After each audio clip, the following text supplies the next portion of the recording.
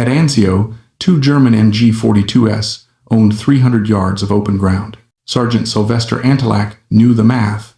No cover, no armor, no smoke weight, and everyone dies. So he stood up, walked straight into machine gun fire, and turned his own body into the target, because one man absorbing the bullets was the only way his company could move. May 24th, 1944. The second day of the Anzio breakout opened under low clouds and drifting smoke, but the ground itself offered no mercy. Southeast of Cisterna, Company B lay flat in reclaimed wheat fields, pressed into mud that had once been swamp. There were no hedges, no trees, no folds in the earth, only shallow furrows and open distance. 2 German machine gun positions sat ahead, perfectly placed, their fields of fire overlapping like the jaws of a trap. MG-42s had already found their rhythm. Short bursts, pause, traverse, fire again. Anyone who lifted a head drew immediate fire. The sound tore across the field fast, mechanical, unmistakable. The men of Company B had been advancing minutes earlier. Now they were pinned, unable to move forward or back. Ammunition crept lower. Casualties lay where they had fallen, unreachable. Sergeant Sylvester Antelak studied the ground from his stomach. He had fought in North Africa, Sicily, and Salerno. He knew what artillery did once observers had time to work. He also knew what machine guns did when given open ground and patience. The first German position was about 200 yards away. The second sat another 100 yards beyond it. As long as both guns fired, the company was locked in place. No clever maneuver available, no flanking route, no smoke thick enough to last. The situation reduced itself to a single question: how to break the machine gun geometry before it broke the company. Antelak looked back at his men, then forward at the guns. He didn't call for volunteers. He didn't wait for orders. He rose from the ground, Thompson in hand, and stepped out alone into the open field. May 24th, 1944. The second day of the Anzio breakout had already stalled in the wheat fields outside Cisterna. The land was flat and exposed, a product of Mussolini's drained marshes, and it gave the defenders everything. Company B lay pressed into mud with nowhere to hide. 2 German machine gun positions dominated the field ahead, their fire overlapping so completely that any movement drew immediate bursts. MG-42s worked methodically: short, controlled fire, pause, traverse, fire again. The sound cut across the field like tearing cloth. Men who tried to crawl were pinned. Men who lifted their heads were driven back into the dirt. Casualties lay exposed, unreachable. The company was frozen in place, and time was turning against them. Sergeant Sylvester Antelak lay among his men, watching the fire patterns. He had seen this situation before in other campaigns. He knew what happened when infantry stayed still under observed machine gun fire. Artillery would follow. Counterattacks would come. Waiting was not survival, it was delay before death. He measured the distance without instruments, about 200 yards to the first gun, another 100 beyond to the second. As long as both fired, the company could not move. Silence, even one, and the geometry changed. The problem was not courage or firepower, it was access. There was no cover to advance behind, no smoke thick enough to last, no route to flank. The battlefield offered only one possible variable that could disrupt the gun's rhythm: a single, unmistakable target moving straight toward them. Black made his decision without ceremony. He checked his Thompson, rose from the ground, and stepped forward into the open field alone. The first burst hit him before he had covered 20 yards. The rounds struck his left shoulder and spun him sideways into the wheat. For a moment, the field went still. The German gunners assumed the problem had been solved. A man hit at that range did not get up. Black lay in the dirt for seconds, blood soaking into his uniform, the impact still echoing through his chest. Then he pushed himself up. The sight of him rising forced the MG-42 crews to react again. They fired a second burst, longer this time, walking the fire across his body. He went down hard. Men in Company B watched from behind, convinced they had just seen him die. But again, he moved. Again, he stood. The firing became urgent.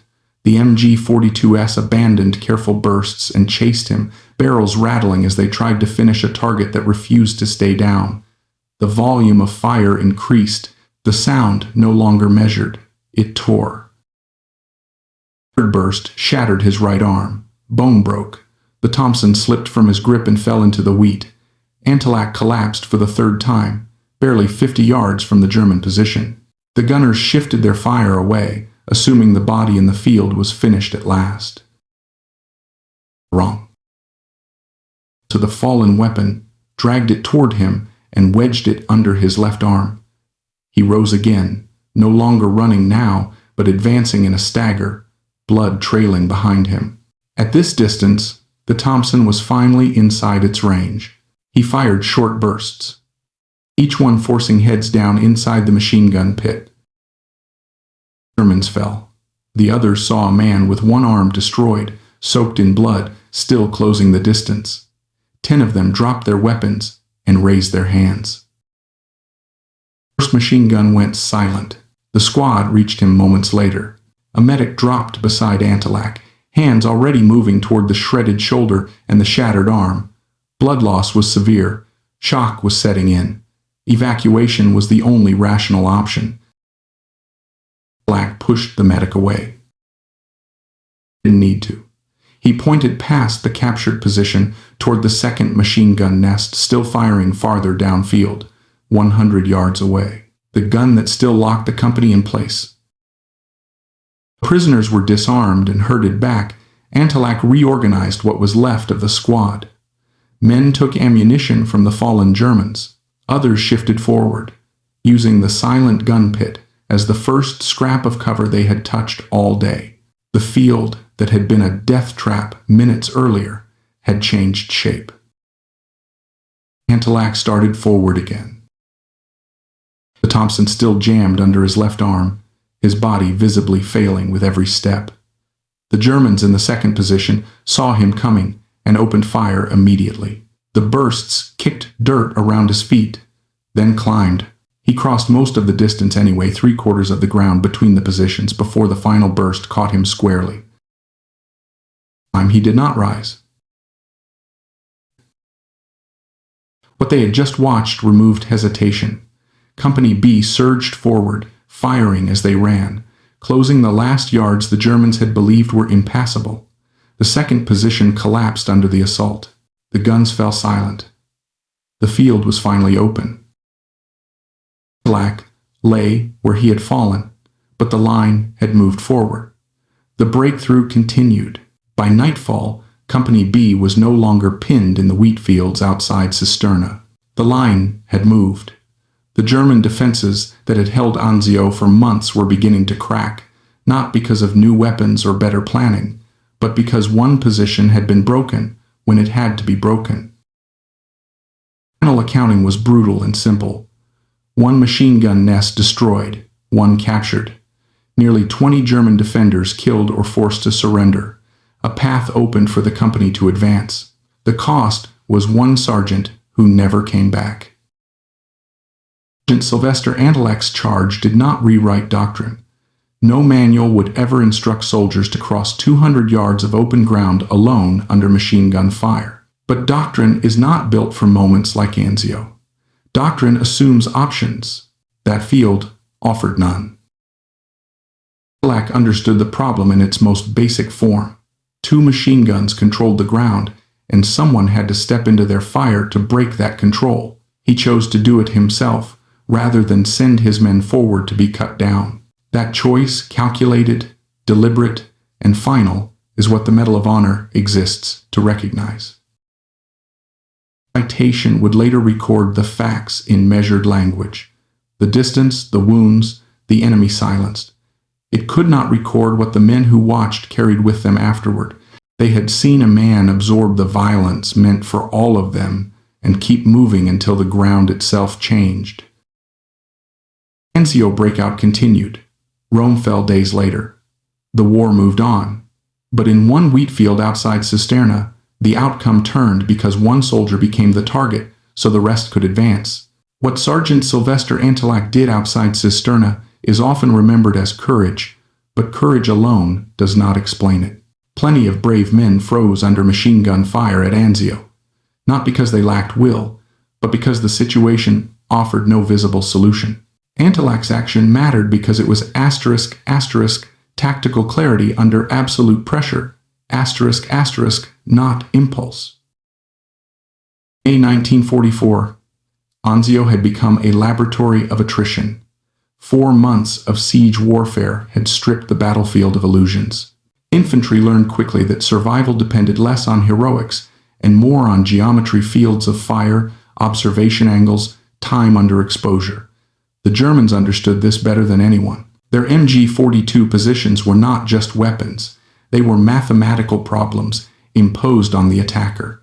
Any unit caught in open ground was already defeated unless the geometry could be broken. Antillac understood that reality instinctively. His background mattered.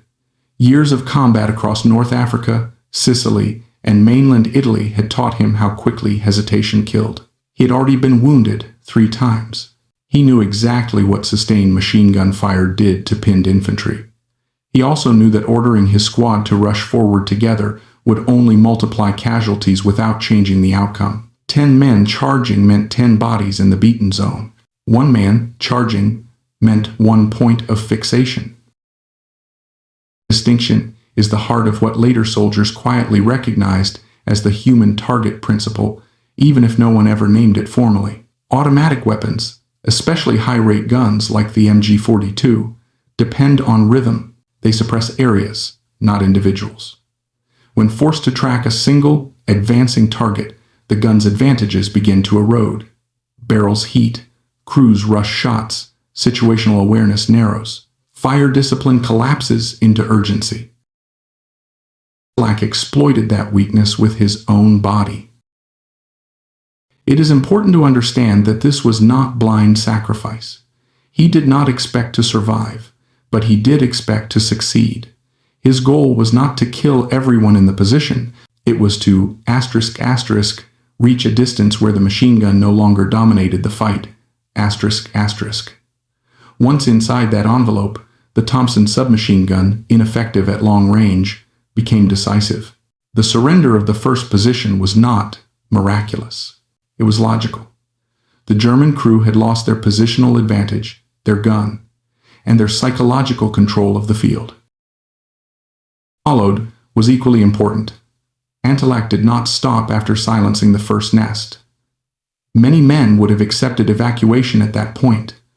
The mission, in personal terms, was already complete, but the battlefield did not care about personal limits. As long as the second gun fired, the company remained stalled. Antillac understood that partial success still meant failure for the unit, so he stood up again. Death between the 2 positions is sometimes misread as tragic overreach. It was not. It was the final extension of the same calculation. He had already altered the field. The men behind him had seen what was possible. When he fell, the psychological barrier that had pinned Company B collapsed entirely. They no longer perceived the ground as impassable. That shift, more than firepower, carried them forward. Military historians often ask whether actions like Antillac's change doctrine. The answer is almost always no, and that is appropriate. Armies cannot build doctrine around acts that require near certain death, but doctrine is not the only measure of value. Some actions reinforce truths that doctrine already assumes but rarely illustrates so clearly. Antillac's charge reinforced 3 principles that armies have understood for centuries but often forget in abstraction.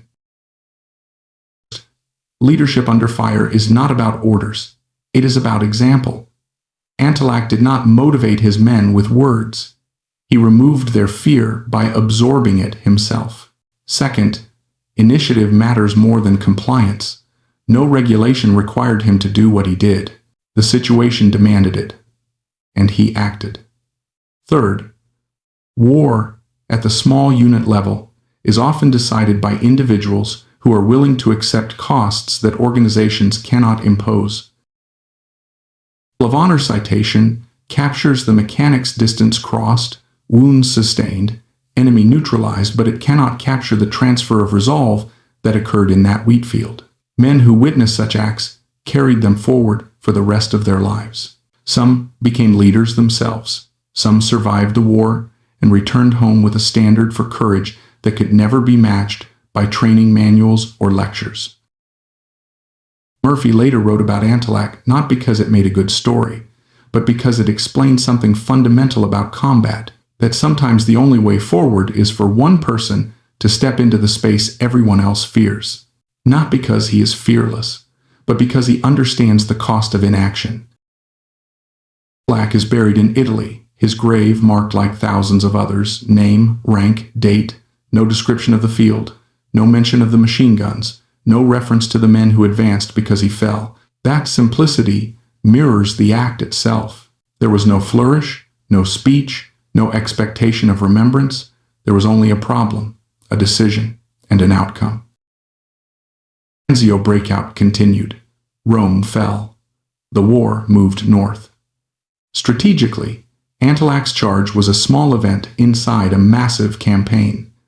Humanly, it was everything. It showed how wars are not won solely by plans drawn on maps or artillery counted in thousands, but by moments when an individual recognizes that the burden must be carried by someone and chooses to be that someone.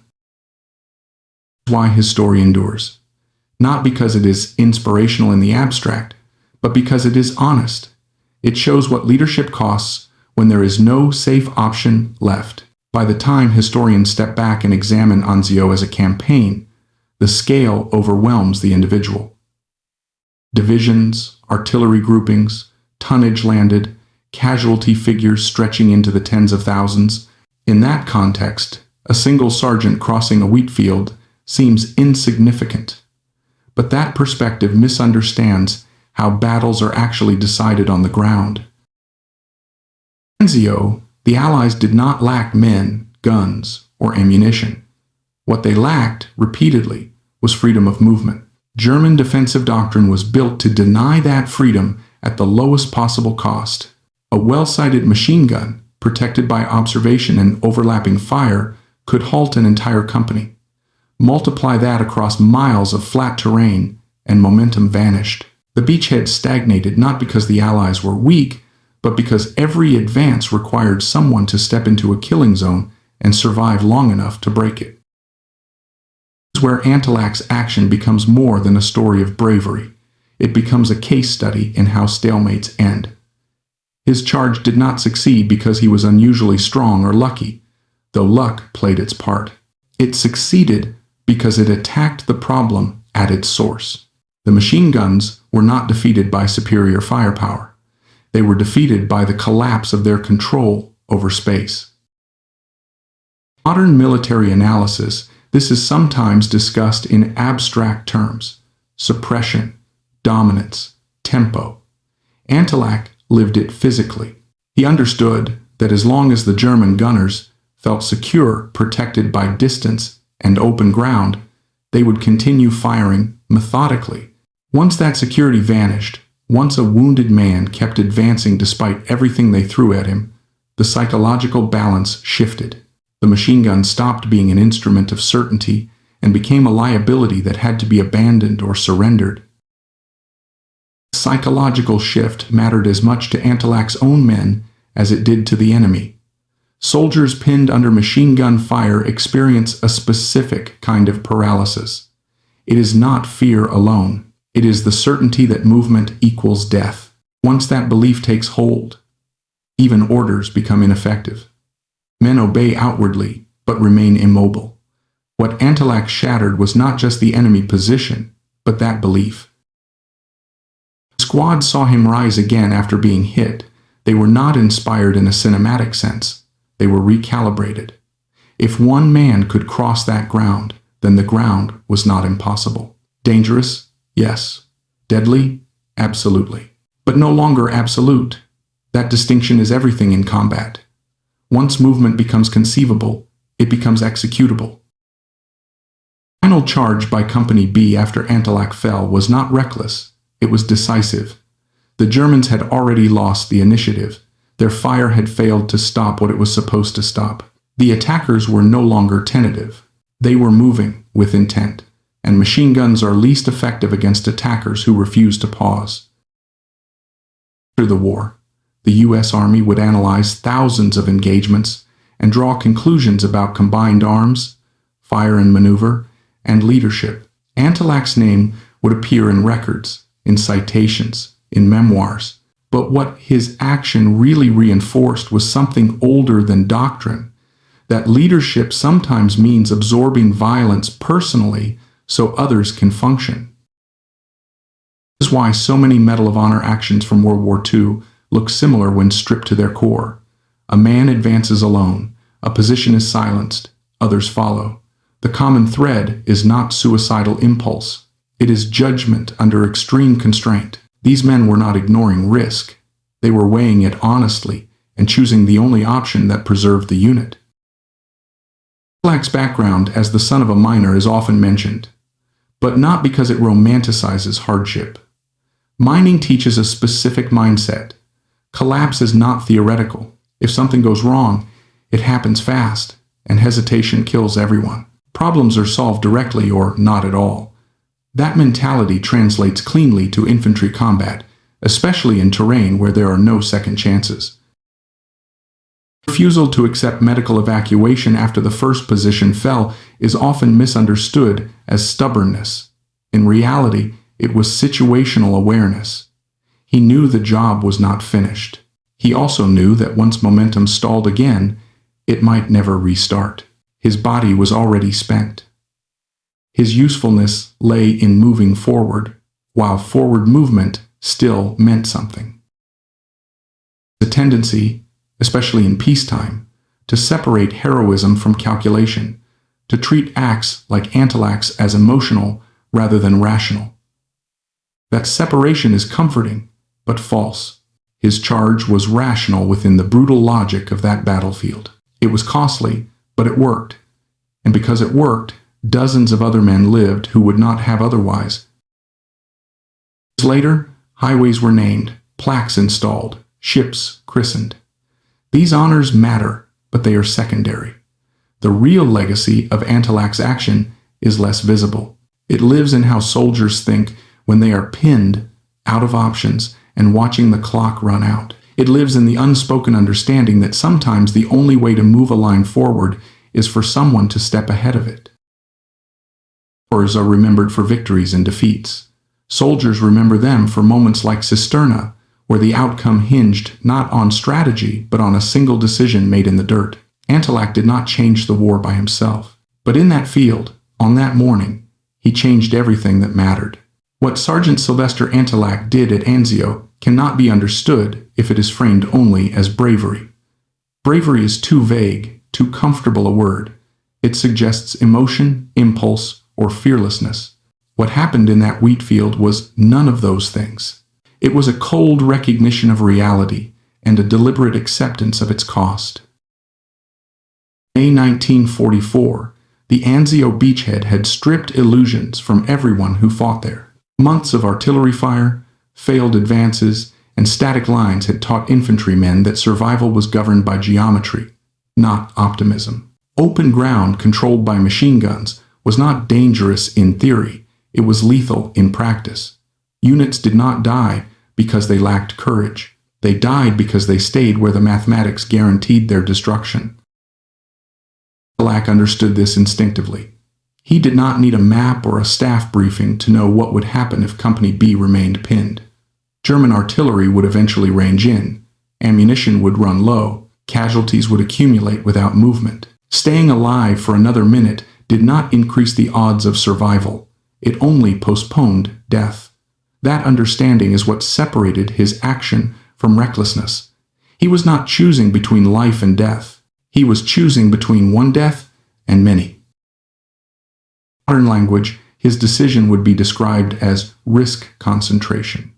Instead of spreading danger across an entire unit, he absorbed it himself. That is not something doctrine can mandate, because doctrine cannot demand that level of sacrifice, but it is something combat reality occasionally requires. When no maneuver exists, when no fire support can change the equation, the only variable left is who will carry the risk.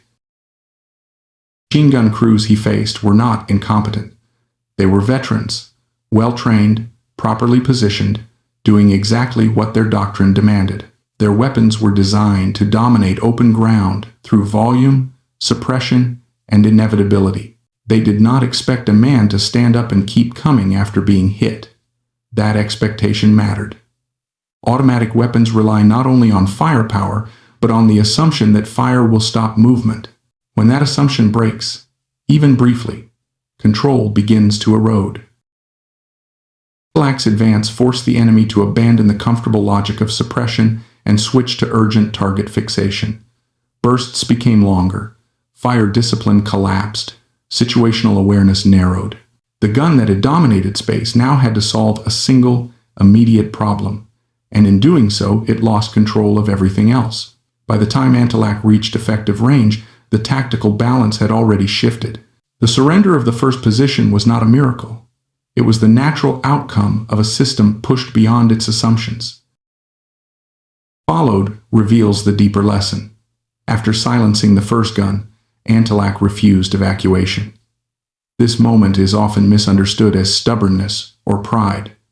In reality, it was battlefield awareness. He knew that momentum was fragile. If it stalled, the company would freeze again, and the second machine gun would reassert control. His physical condition no longer mattered. His remaining value lay entirely in movement. Forward motion itself had become the weapon. Fell between the two positions, his action did not fail. It completed its purpose. The men behind him no longer perceived the ground as impossible. They had seen the line bend. That psychological shift is rarely captured in after-action reports, but it is decisive in infantry combat. Once soldiers believe movement is possible, they move. Once they move with intent, machine guns lose much of their power. That's why actions like Antelax echo long after the battle ends, not because they are inspirational stories, but because they clarify truths that are otherwise learned too slowly. Leadership at the small unit level is not about command, presence, or eloquence. It is about removing paralysis. Sometimes that means issuing orders. Sometimes it means standing up first. An uncomfortable reality embedded in this lesson. War does not reward virtue evenly. The men who do the most to preserve their units are often the least likely to survive. That is not tragedy layered on heroism. It is the basic arithmetic of combat. Someone must absorb the initial violence so that others can function. Antelax did not create that rule. He simply obeyed it. Peacetime, societies prefer to speak about sacrifice in abstract terms. They celebrate medals, memorials, and named highways. Those gestures matter, but they soften the truth. The truth is that Antelax's choice was not noble in the poetic sense. It was brutal, practical, and irreversible. He chose certainty for himself to create uncertainty for the enemy and possibility for his men. The deeper lesson extends beyond war. Extreme situations strip away optional values and leave only essential ones. When systems fail and options collapse, individuals are forced to decide what they are willing to lose to preserve something larger than themselves. Antelax's story endures not because it glorifies death, but because it exposes the cost of leadership when there is no safe alternative. He did not change doctrine. He did not invent a tactic. He did not expect recognition. He solved a problem that could not be solved any other way. That is why his action still resonates. It reminds us that behind every advance, every breakthrough, and every line moved on a map, there are moments where someone steps forward knowing exactly what it will cost.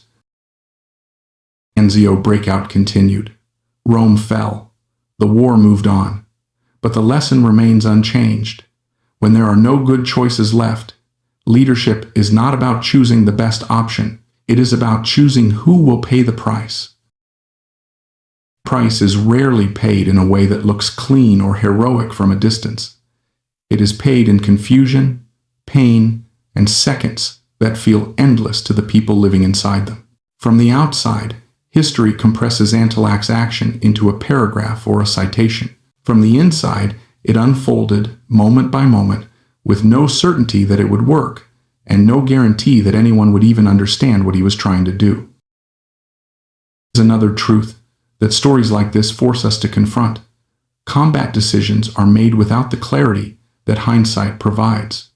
Antilac did not know that the first machine gun crew would surrender. He did not know that his men would surge forward after he fell. He did not know that his action would later be written about or remembered. He knew only that the company was pinned, that time favored the enemy, and that doing nothing was the one option that guaranteed failure.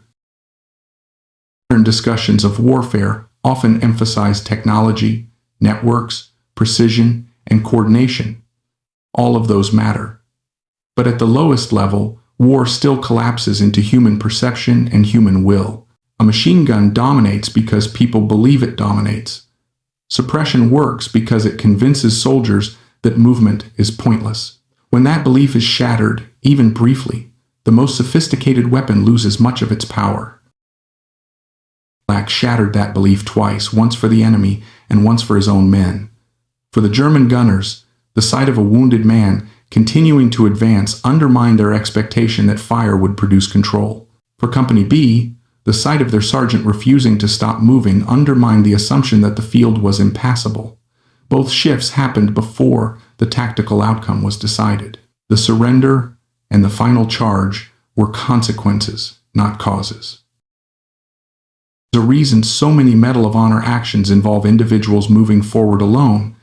It is not because armies prefer lone heroes. It is because in moments of paralysis, a single moving figure can change how an entire battlefield is perceived. One person breaks the pattern, and once the pattern breaks, everything else becomes possible. It leads to an uncomfortable moral tension. Societies depend on people like Antilac in war, but cannot ethically demand that anyone behave as he did. His action was voluntary in the deepest sense. No order compelled it. No regulation justified it. That is why it carries weight. It represents a choice made without coercion, under conditions where the cost was fully understood. After war's end, nations struggle with how to honor such choices without turning them into expectations. Medals and memorials are one way to say, this was extraordinary, not normal. They mark the boundary between what can be asked and what can only be chosen. Antilac's story sits exactly on that boundary. It also challenges the comforting idea that leadership always preserves the leader. In many civilian contexts, good leadership is associated with longevity, success, and reward. In combat, good leadership often shortens lives. The men who take the greatest risks do so precisely so others do not have to. Survival, in these moments, is not distributed fairly. Why veterans often speak about actions like Antilac's with a tone that is neither celebratory nor sentimental. There is respect, but also gravity. They understand that such acts are necessary in war and devastating in their implications. They are not things to be repeated lightly or admired without context. The final lesson, perhaps the hardest to accept, is that stories like this are not arguments for war. They are arguments against forgetting what war demands. When people speak casually about conflict, strategy, or sacrifice, Antilac's charge stands as a corrective. It shows what sacrifice actually looks like when rhetoric is stripped away. It shows that victory is not an abstract achievement, but a series of decisions where real people absorb real consequences. And Antilac did not give his life for an idea or a symbol. He gave it to solve an immediate, concrete problem. 2 machine guns, 1 field, 1 pinned company. That specificity matters. It keeps the story grounded in reality rather than myth. It reminds us that history is shaped not only by grand plans, but by moments when individuals confront impossible situations and act anyway. long as wars are fought by people on the ground, those moments will continue to exist.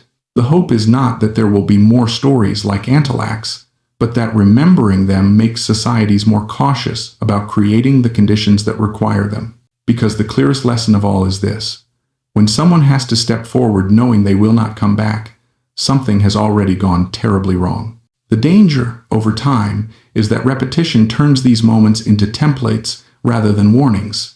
When stories of sacrifice are told without their full weight, they risk becoming inspirational slogans instead of sobering reminders. Antillax's charge was not proof that war brings out the best in people. It was proof that war corners people until only the hardest choices remain. In peaceful societies, we are accustomed to believing that problems can be solved through adjustment, negotiation, or delay. In combat, delay often worsens the problem. The battlefield punishes indecision not because indecision is morally wrong, but because time itself becomes an enemy. At Anzio, every minute Company B remained pinned increased the probability of annihilation. Antillax did not act because he wanted to change the situation dramatically. He acted because he understood that the situation would change anyway, and almost certainly for the worse. This is a lesson that extends beyond the battlefield, though its most extreme form appears there. When systems fail, when structures collapse, when the safeguards that normally distribute risk evenly disappear, responsibility concentrates. Someone must act, or consequences cascade. In war, that concentration is brutal and immediate. There is no insulation between decision and outcome. The cost is paid in blood, not reputation. Antillax's background matters not because it romanticizes hardship, but because it shaped how he understood inevitability. Growing up in mining communities teaches a specific awareness. When supports fail, collapse is not gradual. There is no committee meeting underground. You either move or you are buried. That mindset carries into combat more directly than any formal leadership training. He recognized structural failure before it was obvious to others and acted before collapse became irreversible. The uncomfortable truth is that Antillax's action only makes sense when viewed from inside the unit, not from above it. Strategically, his death did not alter the Italian campaign in isolation. Operationally, it did not appear on maps or in after-action summaries beyond a few lines. Tactically, however, it mattered completely. The company advanced because he acted. That advancement mattered to the men who lived and to the families they would return to. War is often decided in these local, personal margins that never appear in grand narratives. Tension between scale and meaning is why stories like this resist clean interpretation. At the national level, they become symbols. At the human level, they remain deeply personal. For the soldiers who witnessed Antillax's charge, it was not a lesson in courage as an abstract virtue. It was a lesson in what survival sometimes costs and who ends up paying that cost. Also a darker lesson embedded here, one rarely discussed openly. Acts like Antillax can create expectations in the minds of those who did not experience them firsthand. Later leaders, reading citations or hearing simplified versions, may unconsciously internalize the idea that such sacrifice is replicable or desirable. It is neither. It is context-specific, born of failure elsewhere, and dependent on circumstances no one should seek to recreate. That's why militaries honor such actions while simultaneously insisting they are exceptional. They represent the edge of what can be asked of a human being. Beyond that edge lies coercion, and coercion destroys the moral foundation that makes voluntary sacrifice meaningful. Antillax chose his path freely, under pressure, but without compulsion. That freedom is what gives his action its weight.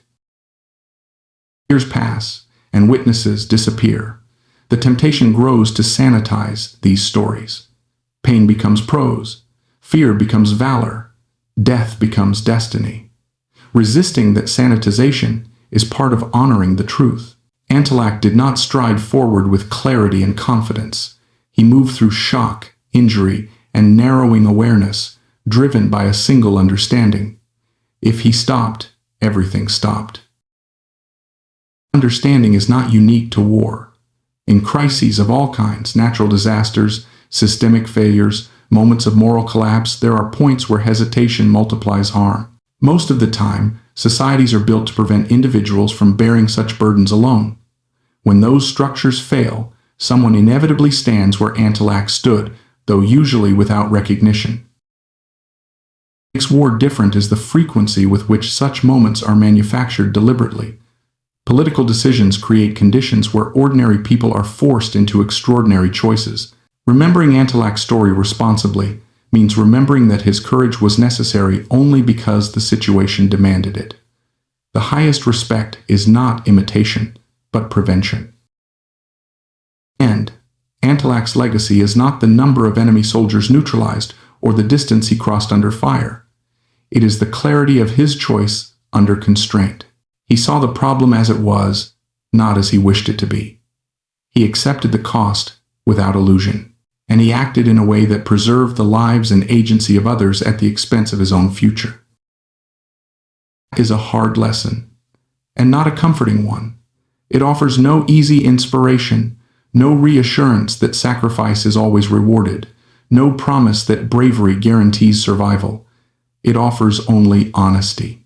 And perhaps that honesty is the most valuable inheritance left by those who faced the worst conditions humans create and still chose to act with purpose.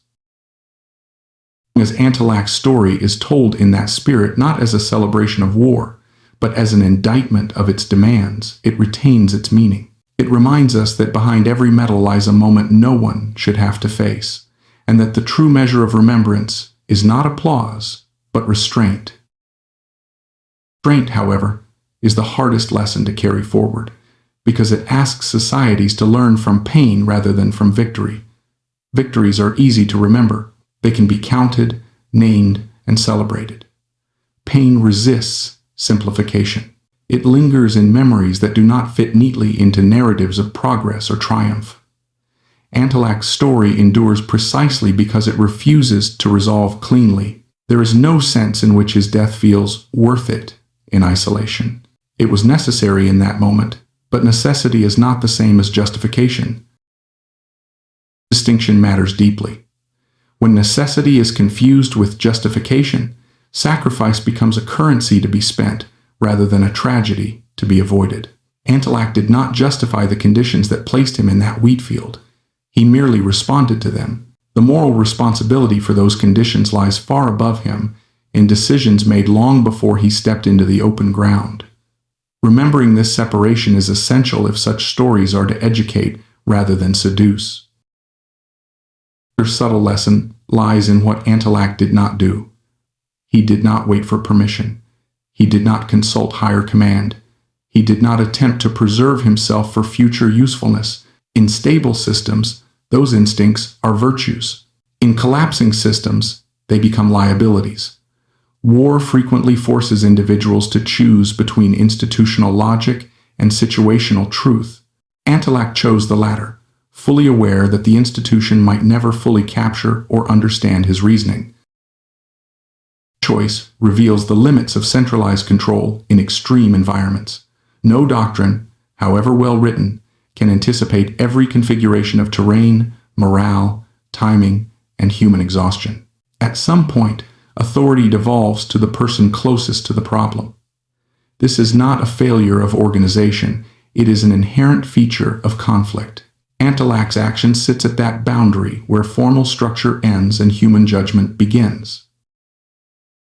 There's also a lesson here about memory itself. Stories like this are often retold with an implicit question: what would you have done? It is a tempting question, but also a misleading one.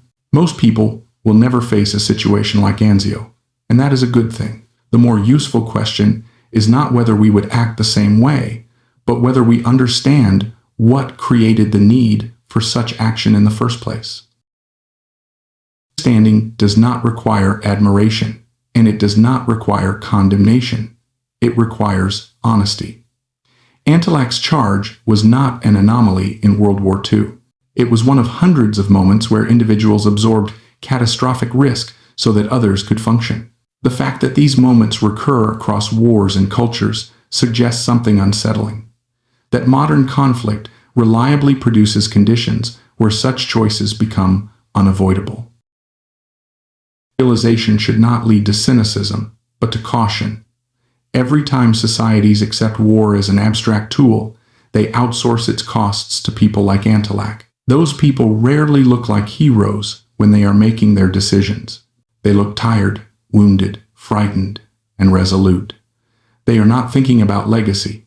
They are thinking about the men beside them and the seconds slipping away. Perhaps the most enduring lesson, then, is not about courage or leadership, but about responsibility at every level. Antilak assumed responsibility when no one else could.